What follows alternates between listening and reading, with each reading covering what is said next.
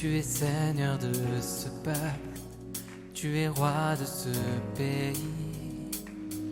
Tu es la lumière dans ces ténèbres, l'espérance des affligés et la paix des angoissés.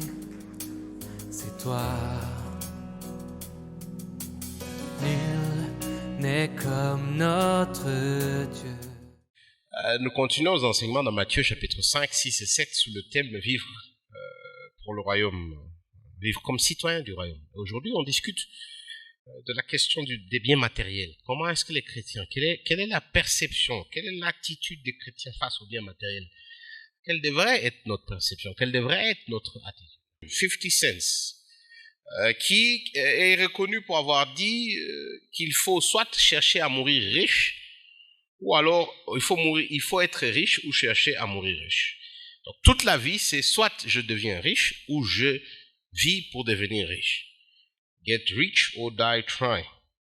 C'est ça la perception du monde. Et vous avez sûrement des amis, vous avez sûrement des gens que vous connaissez qui, c'est ça leur devise. Ils disent, mon cher ami, en tout cas, il faut vraiment que j'ai de l'argent. Et si je n'en ai pas, en tout cas, je dois mourir en train de chercher l'argent. D'ailleurs, je crois que il y a très récemment, j'ai entendu des gens qui utilisaient le slogan « Cherchons l'argent ». C'est ça la devise. Et les chrétiens, comment ils se comportent face à ça? Est-ce que les chrétiens aussi chantent « Cherchons l'argent »,« Cherchons à être riches » ou alors « Mourons en essayant d'être riches ». Il y a des branches de la foi chrétienne, de la religion chrétienne, qui disent d'ailleurs c'est pas le cas, c'est plutôt soyons pauvres ou bien essayons de rester pauvres jusqu'à la fin. Et de ces deux-là, lesquels on prend? Là, quand on regarde ce passage, et on va l'étudier encore en profondeur, Jésus n'est pas contre devenir riche. D'ailleurs, au contraire, on a l'impression que Jésus semble dire amassez-vous de richesses. Donc, essayez d'en avoir autant que vous pouvez. Et donc Jésus n'est pas contre ça. Mieux d'ailleurs, Jésus est pour un investissement sage. Jésus semble dire, si vous vous amassez des richesses uniquement sur terre, vous n'avez pas encore compris. Vous ne me voyez qu'à moitié.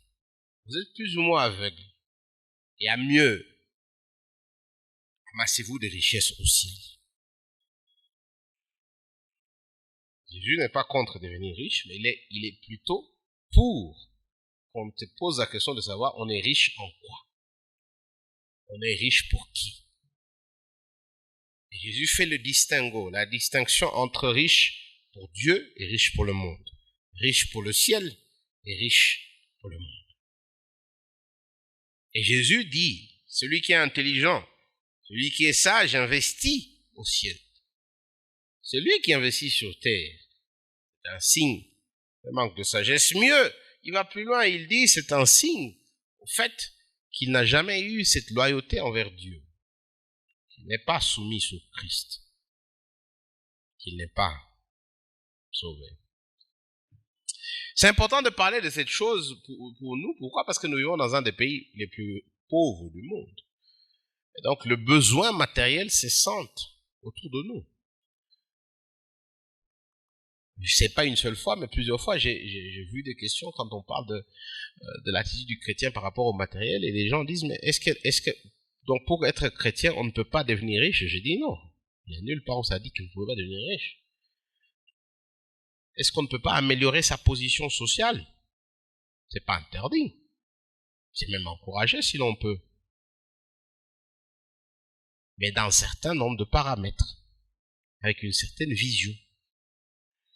Et donc oui, quand on vit dans un pays comme le nôtre, on veut améliorer ses conditions sociales, on veut améliorer ses conditions financières, mais Jésus dit faites attention de ne pas faire de cette quête d'une stabilité socio-financière, socio-économico-financière, une fin en soi, parce qu'il peut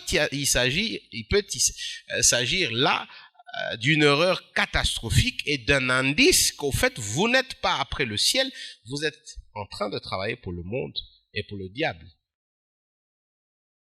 Et donc vous verrez que cette section elle est divisée en deux. D'une partie il y a l'exhortation que Jésus donne, versets 19 et 20, et puis à partir du verset 21 jusqu'au verset 24, il explique pourquoi il donne ces exhortations? Ces exhortations, c'est les fondements, les fondations, les motivations derrière son conseil ou son exhortation, pour ne pas dire ses impératifs. Qu'est-ce que Jésus demande aux chrétiens de faire? Il dit, investissez, mais intelligemment. Amassez, mais intelligemment. C'est ça ce qu'il dit. Versets 19 et 20. Ne vous amassez pas des trésors sur terre, où la teigne et la rouille détruisent et où les voleurs percent et dérobent. Mais amassez-vous des richesses.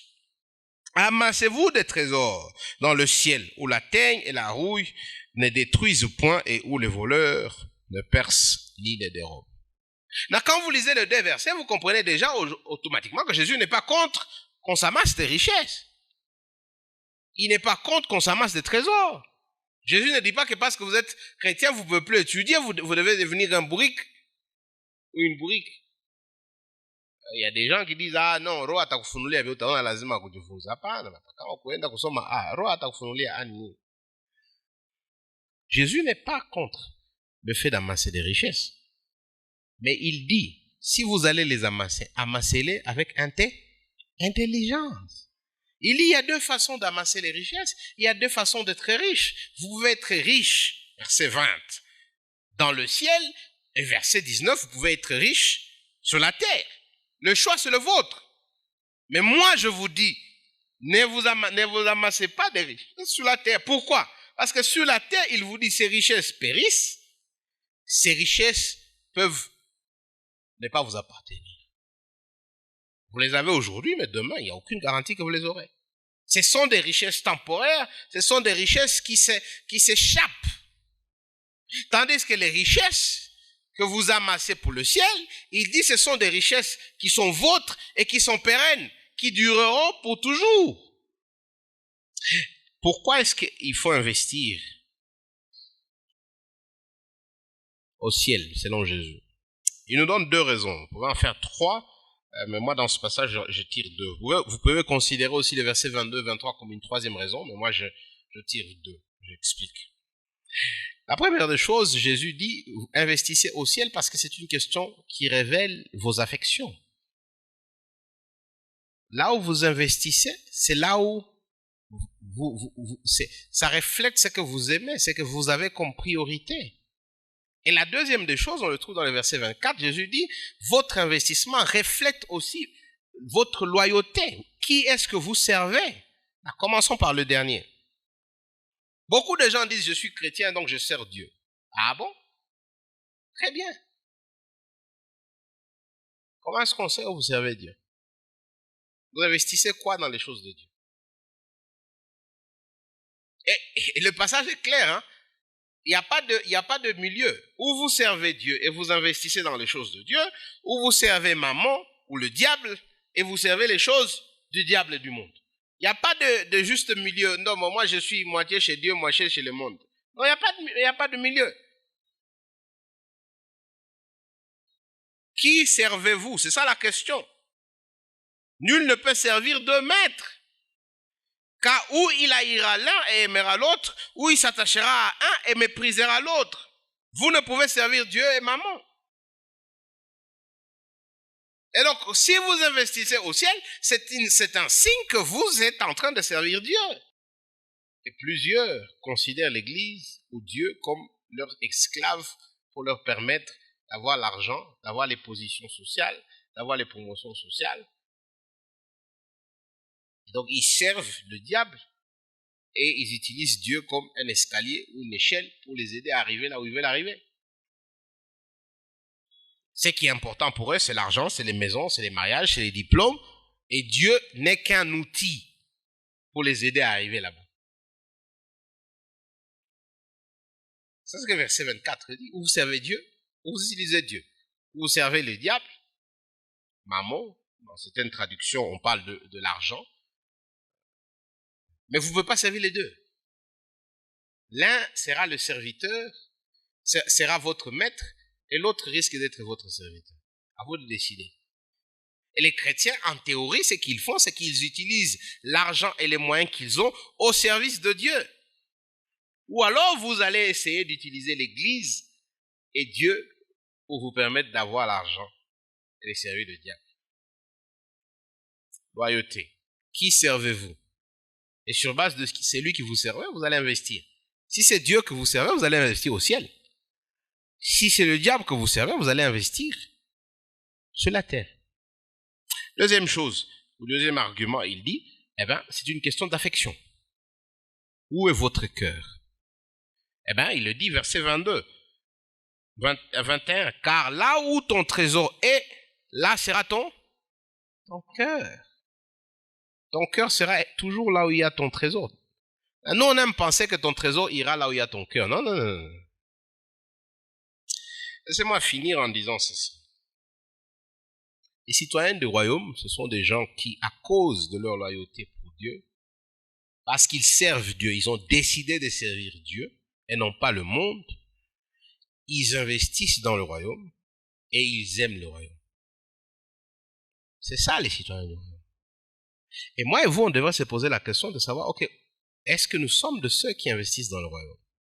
Est-ce que nous sommes de ceux qui ont décidé de servir Dieu et par conséquent nous investissons dans le royaume?